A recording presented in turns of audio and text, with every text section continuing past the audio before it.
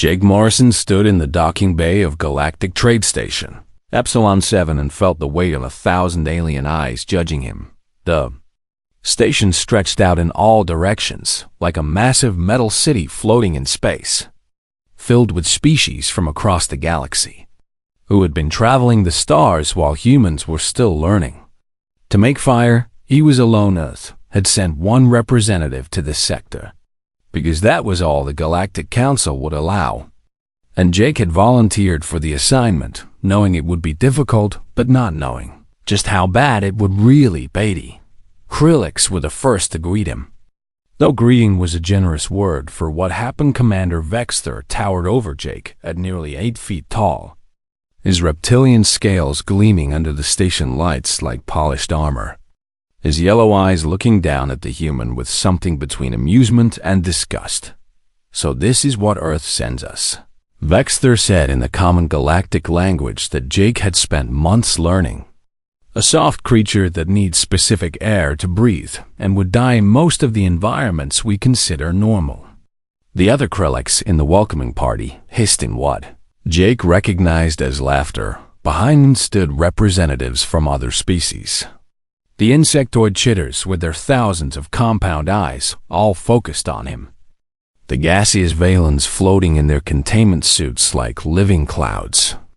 And the crystalline Chardon who refracted light in dazzling patterns as they observed the newcomer. None of them looked impressed. Jake kept his face neutral and tried to maintain his dignity as Vexter led him through the station to his assigned quarters, which turned out to be little more than a storage closet that had been hastily converted into living space.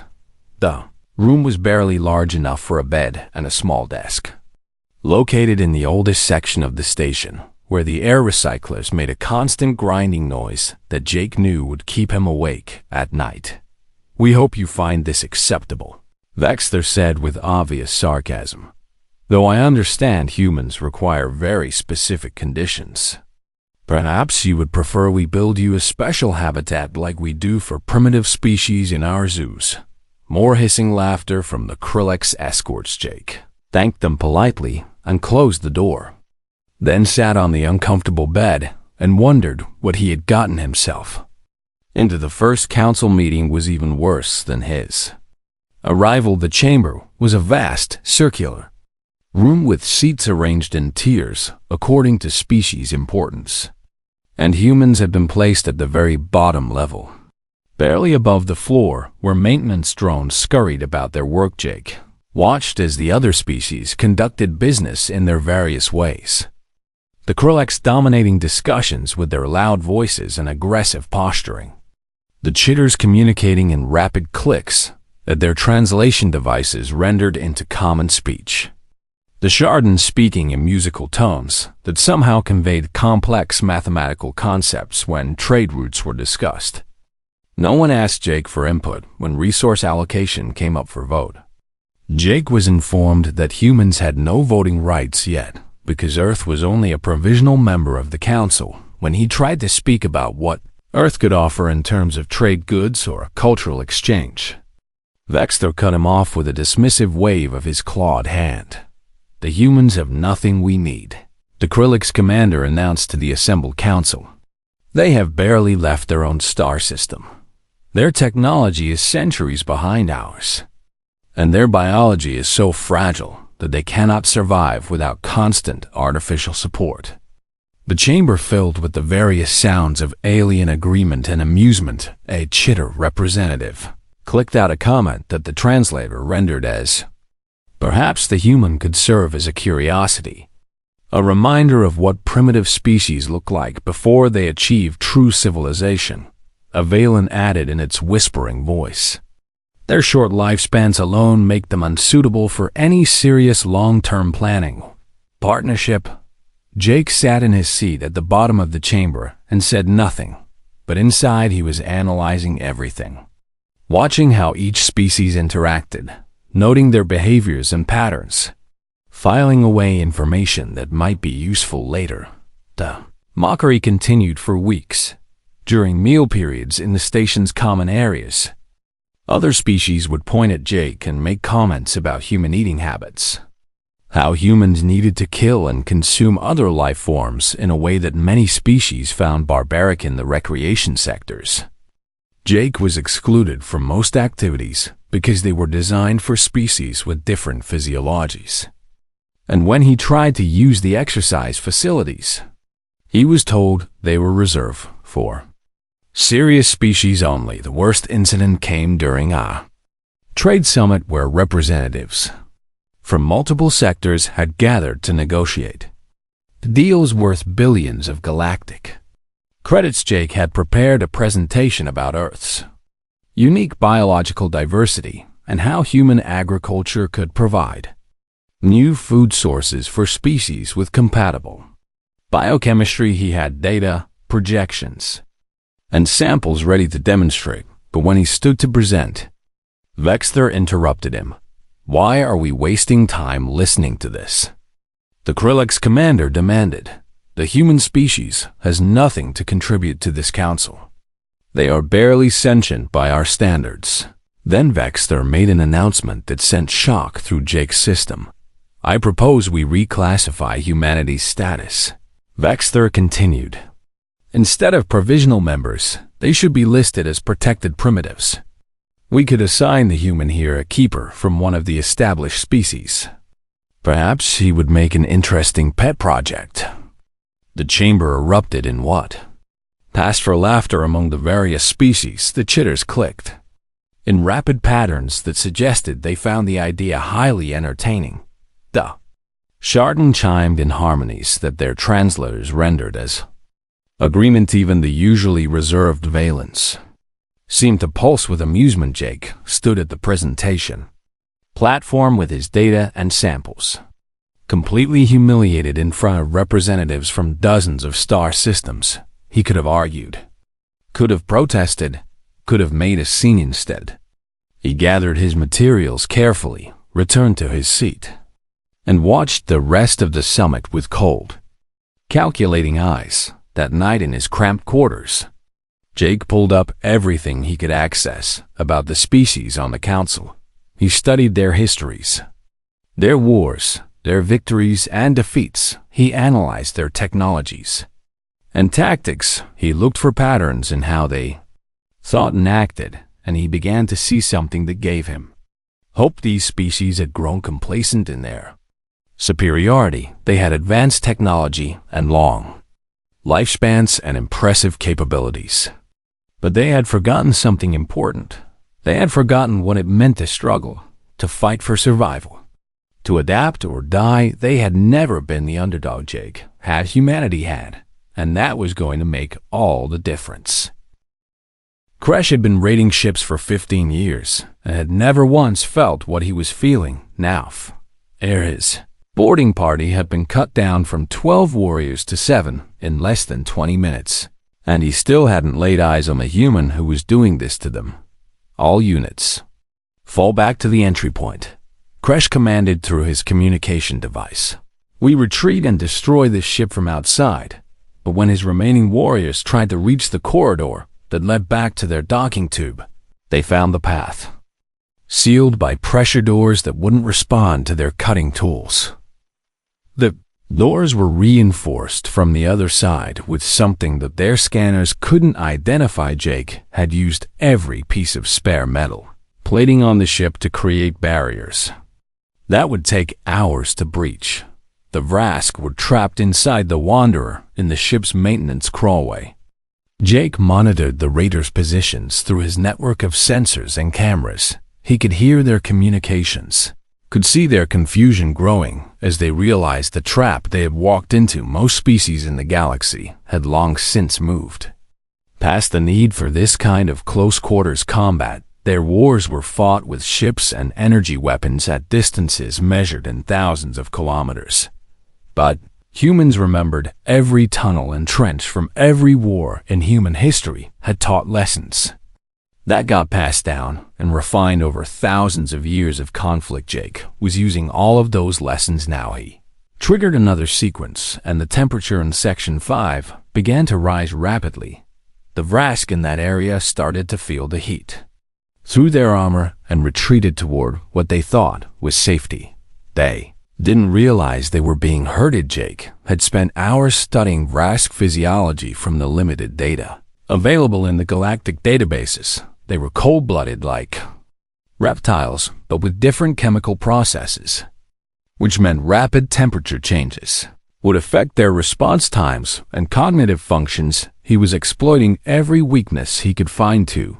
Vrask warriors moved into Section 7, and Jake hit them with a blast of high-pressure foam that expanded instantly to fill the corridor. Foam wasn't dangerous, but it was disorienting, and it blocked their sensors completely while they struggled to free themselves. Jake activated the artificial gravity in that section and cranked it up to 3 times normal. The Vrask, already weighed down by their armor and weapons, found themselves pinned to the floor, unable to move. Jake moved through the crawlway above them and used a shock weapon to render them unconscious. 5 down. 7 to Garkrish was screaming orders now, his voice sharp with anger and something that might have been panic. The human is using the ship against us, the Vrask leader shouted. Destroy everything. Tear this vessel apart. The remaining raiders began firing their weapons at walls and systems, trying to disable whatever was allowing the human to control the environment. But Jake had anticipated this too. Every critical system had backups, and the backups had backups. The Wanderer was designed to keep a human crew alive in the worst conditions space could throw at them, which meant it was incredibly redundant and resilient. The Vrask could destroy half the ship, and Jake would still have control.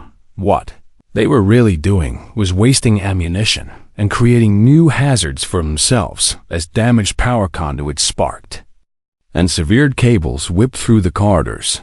Jake waited until their weapons fire had slowed, and then he made his next move. He opened the cargo bay doors, not the external doors that would have vented everyone into space, but the internal doors that connected the cargo bay to the main corridors, and he released what he had been keeping there, the maintenance drones. The Wanderer carried 6 maintenance drones for external repairs and system checks. Jake had reprogrammed them and equipped them with tools that were technically not weapons, but could certainly be used as Sakai-powered welding torches, magnetic clamps, cutting lasers for salvage work. The drones swarmed into the corridors where the Vrask raiders were trying to regroup. A warrior turned to face the threat and got hit by a welding torch that melted through his helmet's visor. Another found himself grabbed by multiple magnetic clamps and dragged toward a section where Jake had vented the atmosphere. The drones weren't smart enough to be truly dangerous, but they didn't need to be smart when Jake was controlling the battlefield. They were another tool in his arsenal, another way to keep the Vrask off balance and reactive instead of proactive. Managed to destroy 2 of the drones with well-aimed shots, but the others adapted to Jake's commands, coming at the raiders from different angles and using the destroyed drones as cover. 3 raiders were incapacitated trying to fight off the mechanical swarm that left 4, including Kresh. Jake decided it was time to end this. He had been moving through the crawlways and maintenance shafts, but now he dropped down into a corridor directly behind the remaining Vrask group. They had their weapons pointed forward. Expecting threats from that direction, Jake had a simple human invention in his hands, a fire extinguisher. He triggered it, and the high-pressure stream of chemical foam hit the Vrask from behind, coating their armor and especially their helmet visors. The raiders spun around, firing blindly, but Jake had already dropped back into the crawlway and sealed the access hatch while they tried to clear their visors. Jake cut the gravity in their section and then reversed it. The Vrask found themselves floating and then suddenly falling toward what had been the ceiling without visual reference, and with their inner ear balance systems disrupted. They became completely disoriented. Jake hit them with sounds next. He had loaded the ship's communication system with recordings of various noises, screams and weapons fire and explosions, playing them through speakers all around the floating raiders. It was psychological warfare at its most basic level, make the enemy lose track of reality. make them unable to trust their senses, break their cohesion as a Unit 2 of the Vrask crashed into each other in the zero gravity and knocked themselves unconscious. Another managed to grab onto a wall handle, but Jake triggered the gravity again, and the sudden force made the warrior lose his grip and fall hard. That left only Crash. The Vrask leader had managed to clear his visor and find stable footing in a corridor intersection. He was breathing hard, and his weapon swept back and forth, looking for any target. "Show yourself." "Human," Crash shouted. "Face me with honor." Jake's voice came through the ship's communication system, calm and cold. "I'm not interested in honor," Jake said. "I'm interested in winning." He triggered the trap he had been saving for last. The corridor intersection where Crash stood was actually a carefully prepared kill zone when Jake activated the sequence. Pressure doors slammed shut on all 4 exits simultaneously, like res was sealed in a box 5 meters on each side. Then, Jake started reducing the oxygen content in that section, not fast enough to cause immediate unconsciousness, but fast enough that Crash would feel it, would know what was happening, would understand that he had been completely outplayed. The Vrask leader tried to breach the doors, but they were reinforced, and he was already getting weaker. He tried to shoot through the walls, but the sections adjacent were deliberately empty. He couldn't create an escape route. Finally, Crash slumped against the wall, and his weapon clattered to the floor. Jake waited another minute to be sure, and then restored normal oxygen levels. He didn't want to kill the Vrask. That wasn't the point. The point was to show them what it meant to fight a human. When Jake finally opened the pressure doors, Crash was conscious, but defeated. The Vrask leader looked up at the human who had systematically dismantled his entire boarding party. "How?" Crash asked, his voice rough. "You are smaller, weaker. Your technology is inferior." Jake looked at the alien warrior and felt no satisfaction, only tired acknowledgement of what he had to do. "I'm a human," Jake said simply. "We don't win because we're stronger. We win because we refuse to lose." He secured Crash with restraints, and then moved through the ship collecting the other unconscious or incapacitated Vrask raiders. None of them had died, though several would need medical attention. That had been intentional dead. Enemies couldn't tell their story, but defeated enemies who survived. They would talk. They would tell other Vrask what happened here. They would spread the word that humans were not prey. By the time Jake finished securing all 12 raiders, the defense fleet had finally arrived in response to his earlier signal. Commander Vexter's voice came through the communication channel, demanding a status report. Jake looked at his ship's internal cameras, at the footage of everything that had happened, at the proof of what one human could do when pushed. "This is the Wanderer," Jake said calmly. "I have captured Crash and his entire boarding party. You can send someone to collect them now." There was a long silence on the other end. Then Vexter asked the question that Jake had been waiting to hear. "How many humans did it take?" Jake smiled. "Just one." The crisis arrived 3 weeks after Jake's humiliation at the Trade Summit. Alert sirens blared through Epsilon 7 as news spread that another supply convoy had been hit by the Vrask pirate fleet. The third attack in as many weeks. Jake rushed to the emergency council session, along with representatives from every species on the station.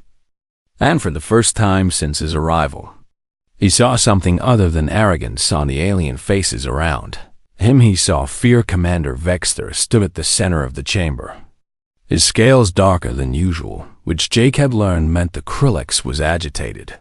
"The Vrask have struck again," Vexter announced, his voice carrying none of its usual mocking tone.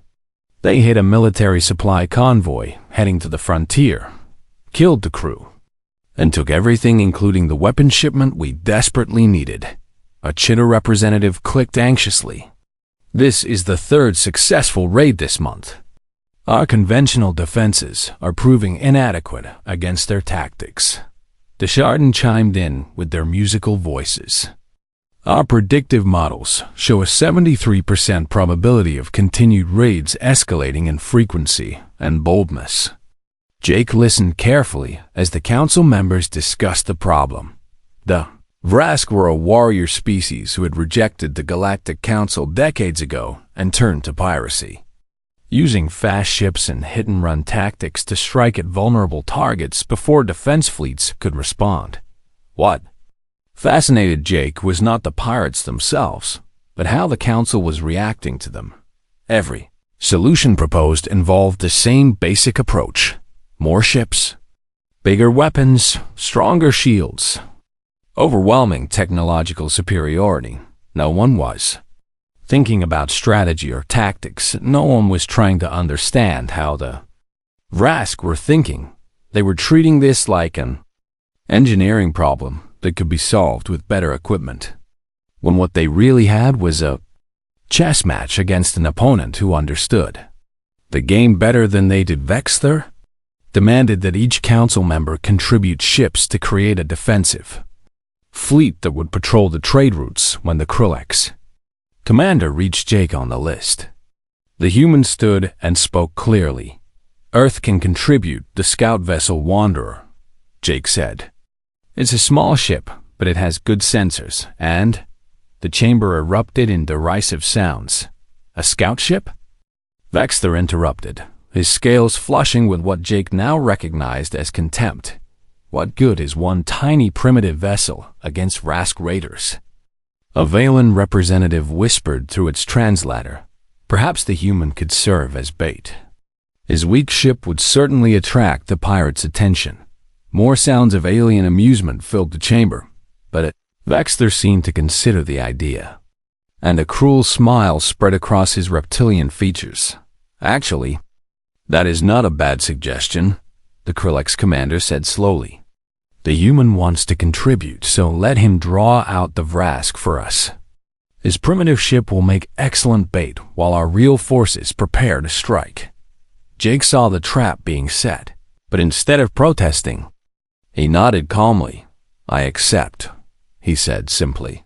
The council members seemed surprised by his agreement, but they quickly moved on to other matters, already forgetting about the human and his useless contribution. After the meeting ended, Jake went straight to the station's data archive.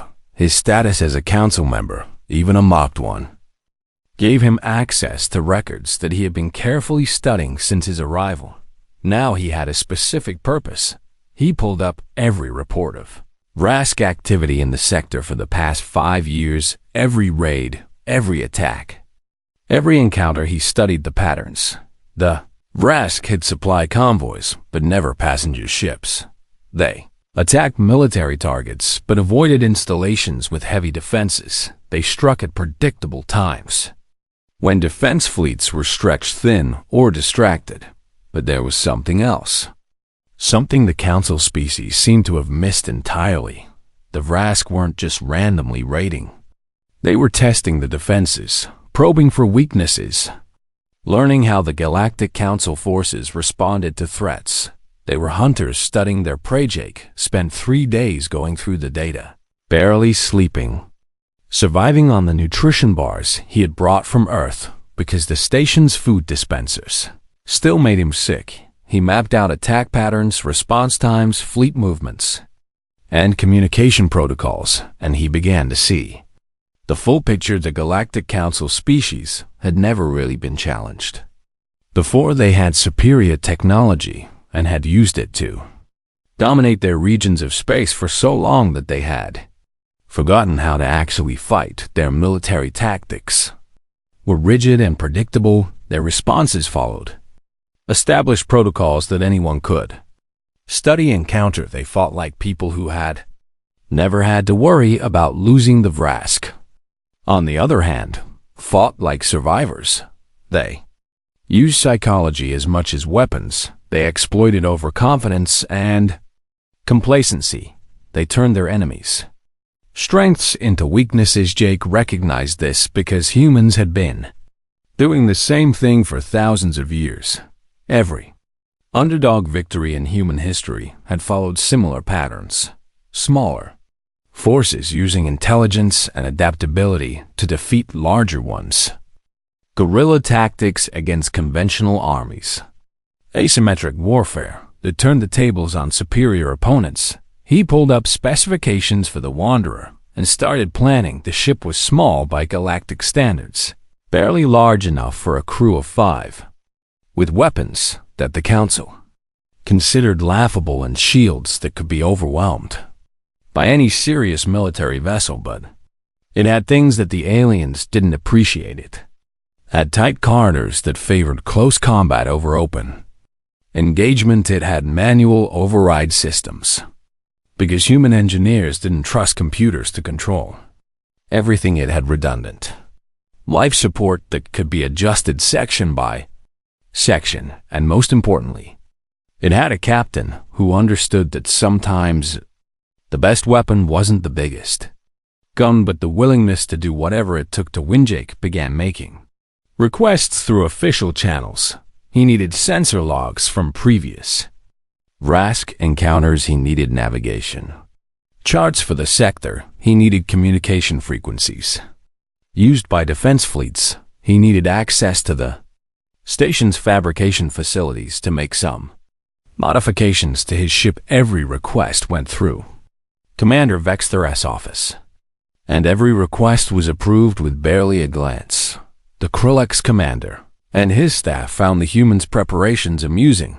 They joked about how the primitive was trying so hard to be useful, how he was gathering all this information like it would somehow help him in his tiny ship against battle-hardened pirates. What they didn't realize was that Jake was counting on their arrogance, was counting on them underestimating him. He was counting on them not paying attention to what he was really doing. Over the next week, Jake quietly modified the Wanderer. He installed manual override controls in every critical system. He set up redundant power sources that could operate independently. He created isolated sections that could be sealed off and depressurized at will. He loaded the ship with supplies and equipment that seemed random to anyone checking inventory. Chemical compounds that were listed as cleaning supplies, pressure containers that appeared to be spare parts, atmospheric generators that looked like backup life support. The defense fleet was assembling, with Krillix cruisers forming the main battle group supported by Chitter, swarm fighters, and Chardon support vessels. Jake's Wanderer was assigned to fly patrol along the most dangerous route, the one where Vrask had hit 3 times in the past month. Everyone understood this was a suicide mission. Everyone except Jake. He filed his flight plan, checked his modifications one final time, and prepared to launch. Before leaving, he sent a message to the council. It was simple and direct. "I'll signal when I found them," the message said. Commander Vexter read it and hissed with laughter. "The human actually thinks he'll survive long enough to find the Vrask," Vexter told his staff.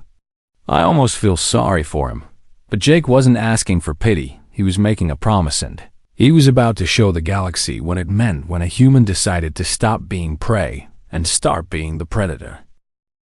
Jake Morrison sat in the pilot's seat of the Wanderer and watched the stars drift past his viewport as he followed his assigned patrol route through the most dangerous sector of space near Epsilon 7.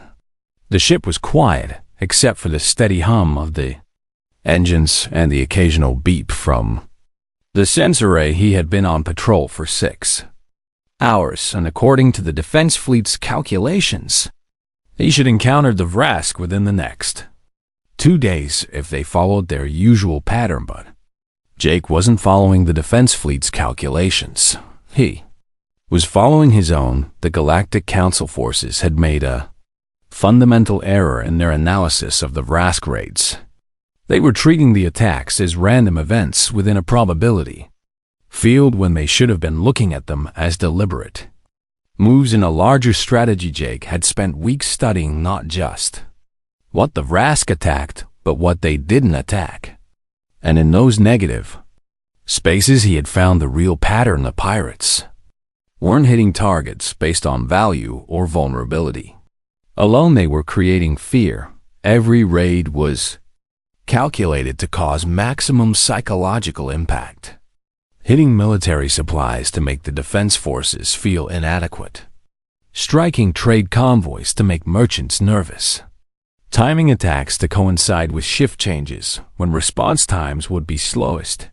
The Vrask wanted the Galactic Council species to feel hunted in their own space, and it was working. Jake adjusted his course slightly, moving away from the official patrol route and toward a section of space that the defense fleet had marked as low priority. His analysis suggested this was exactly where the Vrask would strike next. Not because it was valuable, but because it was unexpected. He activated his ship's communication array and began broadcasting on all frequencies. The message was simple. This was the Earth vessel Wanderer reporting engine trouble and requesting assistance. Then he shut down his main engines and let the ship drift. Just another piece of debris floating in the endless void. The defense fleet was monitoring his position, but they were hours away, positioned according to their own tactical doctrine, which Jake had already determined would be useless against the Vrask. Approach Commander Vexter had actually laughed when Jake suggested the fleet hang back in a defensive position, rather than actively patrolling. Humans don't understand real combat, the Krillex commander had said dismissively. We don't hide and wait. We show our strength. So the massive Krillex cruisers were out showing their strength in all the places where the Vrask wouldn't be. Meanwhile, Jake drifted alone in the dark. Waiting, he used the time to run through his preparations one more time. The Wanderer's interior had been transformed into something that would have horrified a safety inspector from any civilized species. Every corridor had manual override controls for lighting, gravity, and atmospheric pressure. Chemical compounds that were technically cleaning supplies had been repurposed into irritants that would play havoc with most alien respiratory systems. Pressure doors had been modified to close faster and with more force than their original specifications allowed. The ship's artificial gravity could now be adjusted section by section, and Jake had programmed in sequences that would disorient anyone not prepared for sudden changes. He had even modified the life support system to allow for rapid decompression of specific areas. It wasn't elegant, and it certainly wasn't following any galactic safety regulations. But Jake wasn't trying to pass an inspection. He was trying to survive 10 hours into his drift. The sensors picked up something. 3 ships dropping out of hyperspace at the edge of the Wanderer's detection. Jake studied the signatures and felt a cold satisfaction settle over him. Vrask raiders. Just as he had predicted, the pirate ships moved cautiously at first, scanning the area for threats or traps. Jake had anticipated this and had prepared false sensor readings that made the Wanderer look even more damaged than his distress signal claimed. The readings showed failing power systems, compromised shields, and life support running on backup. In other words, easy prey. The Vrask ships approached, their weapons powered but not locked on yet. Jake watched them close the distance and recognized a larger ship in the center of their formation. That would be the command vessel, which meant their leader was present. Everything was falling into place. He activated his communication system again and sent another distress call, this time adding details about his cargo manifest, showing valuable medical supplies and technology. It was bait wrapped in bait. And the Vrask took it. The pirate ships moved into attack formation, and the lead vessel hailed the Wanderer, Earthship. This is Kresh of the Vrask clan. The voice came through rough and aggressive. Power down all systems and prepare to be boarded. Resist and you will be destroyed. Jake responded with a message that sounded appropriately panicked. This is the Wanderer. I'm just a scout ship on patrol.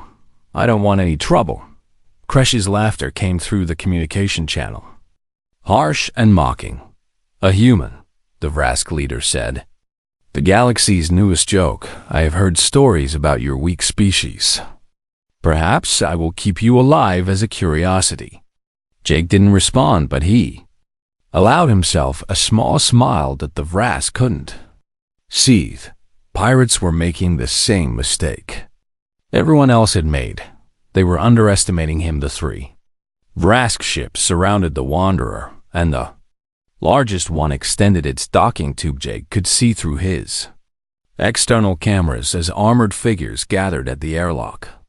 Preparing to breach his ship, he counted at least 12 Vrask warriors in the boarding party, all heavily armed with weapons that could probably tear through the Wanderer's hull if they wanted, but they didn't want to destroy the ship.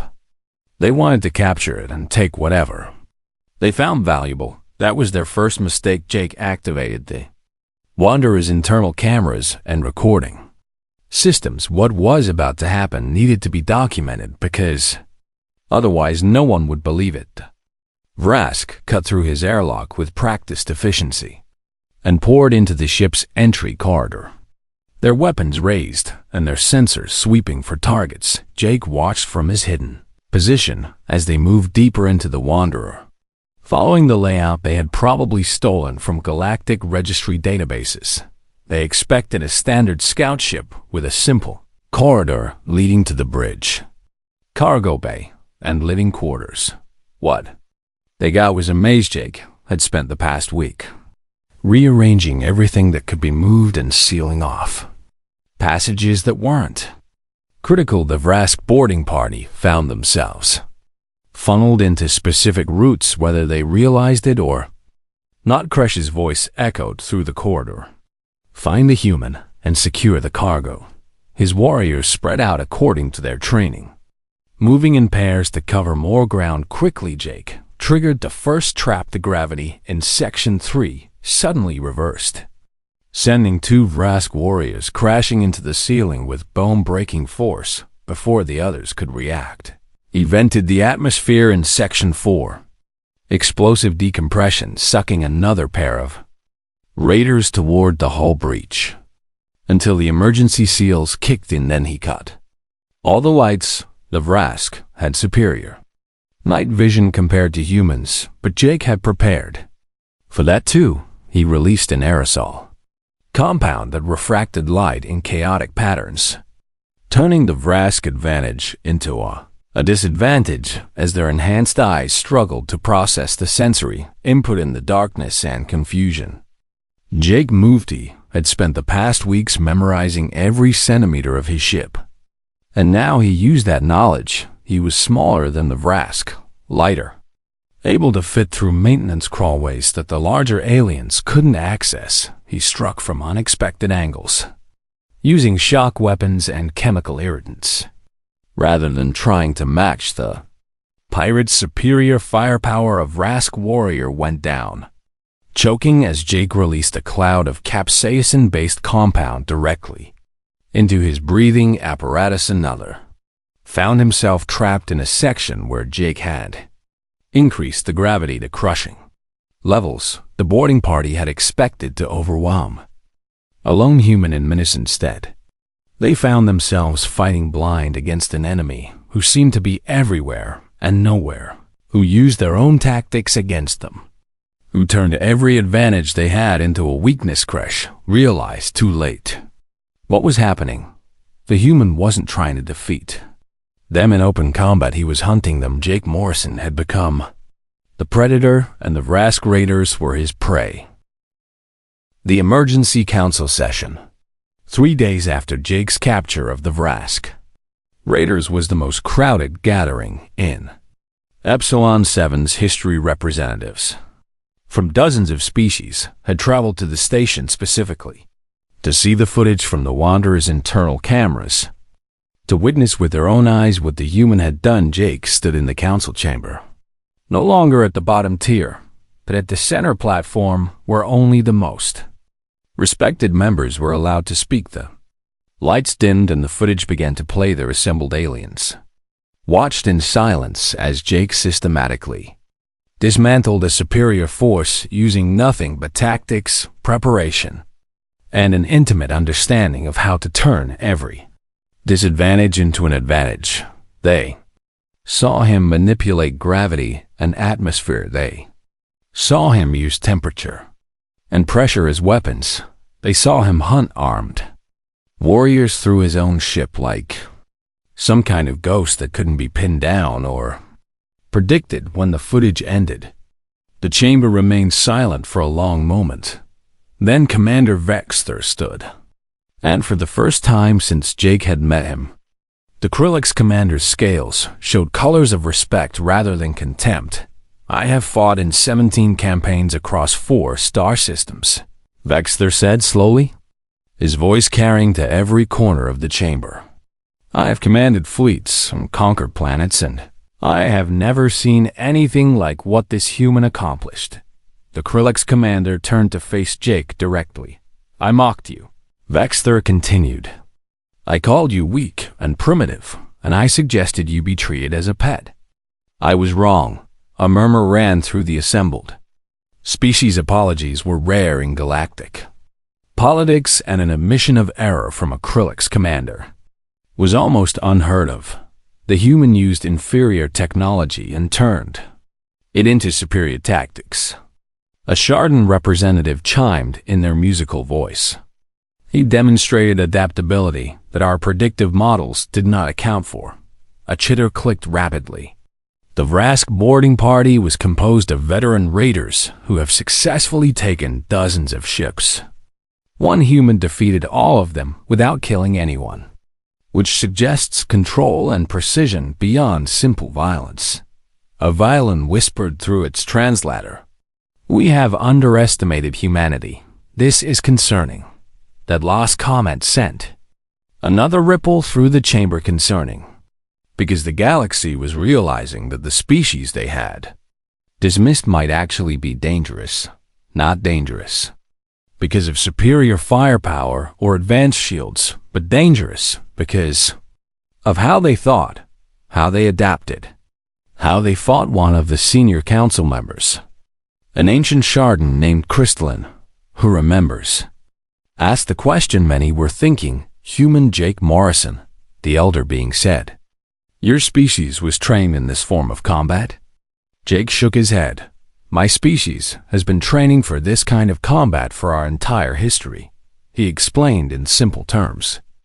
"On our home world, we were not the strongest or the fastest or the most durable. We survived by being smarter and more adaptable than everything that tried to kill us."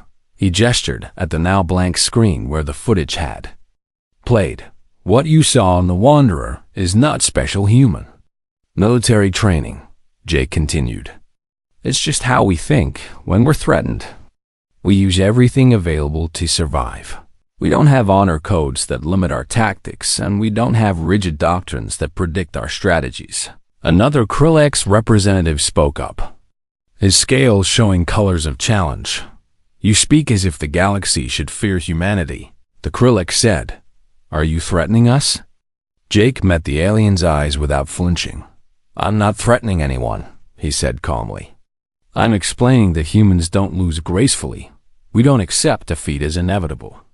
And we don't give up just because the odds are against us." He paused and then added, "The Vrask learned that lesson. You can choose to learn it differently." The council chamber erupted in discussion. Some species alarmed by Jake's words, while others found them fascinating or even exciting. Vexter raised his hand for silence, and the chamber gradually quieted. The Galactic Council faces threats both within and outside our territory, the Krillix commander said. The Vrask raid was only one example. There are other forces that test our defenses and exploit our weaknesses. He turned back to Jake. "I propose that we create a new position within the council structure," Vexter announced. "A tactical advisor who can provide strategic guidance that goes beyond our traditional approaches." The suggestion was met with immediate debate.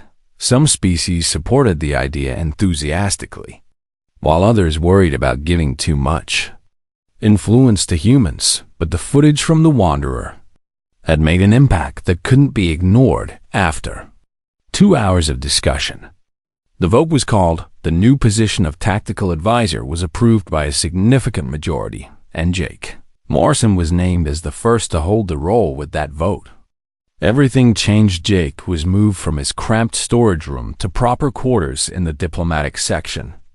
Access to council resources and information increased dramatically, and most importantly, other species began seeking him out for consultation on security matters and tactical planning. The first real test came a week later when a chitter colony reported unusual activity near their borders. Jake reviewed the intelligence and immediately recognized a pattern similar to what the Vrask had been doing. "You're being probed," he explained to the chitter representatives. "Someone is testing your defenses to find weaknesses. Instead of recommending increased patrols or heavier weapons like previous advisors might have done, Jake suggested something different. Make them think they found a weakness," he said. "Let them see what looks like an easy target, and then be ready for them when they take the bait." The chitters were hesitant at first, but agreed to try Jake's approach when the raiders did attack what they thought was a vulnerable supply depot.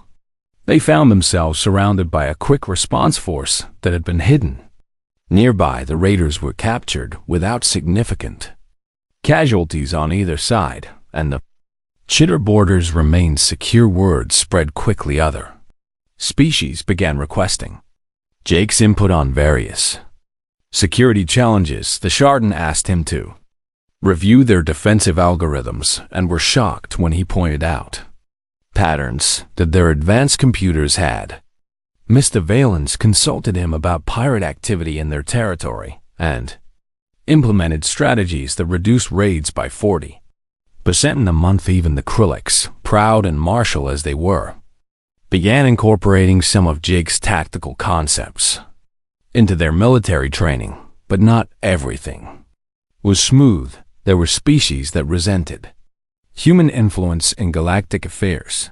There were politicians who saw Jake's rise as a threat to the established order, and there were military commanders who chafed at taking advice from someone they still considered primitive. Jake handled it all with the same calm determination he had shown on the Wanderer. He didn't demand respect but earned it through results. He didn't claim superiority but demonstrated capability. And slowly, grudgingly, the galaxy began to accept that humanity deserved its place among the stars.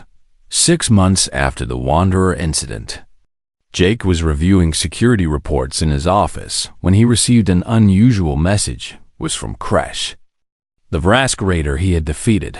The message was brief. "You fought well, human," it read. "My clan has withdrawn from this sector. We seek easier prey." Jake smiled at that. The Vrask were predators, but they were also pragmatic.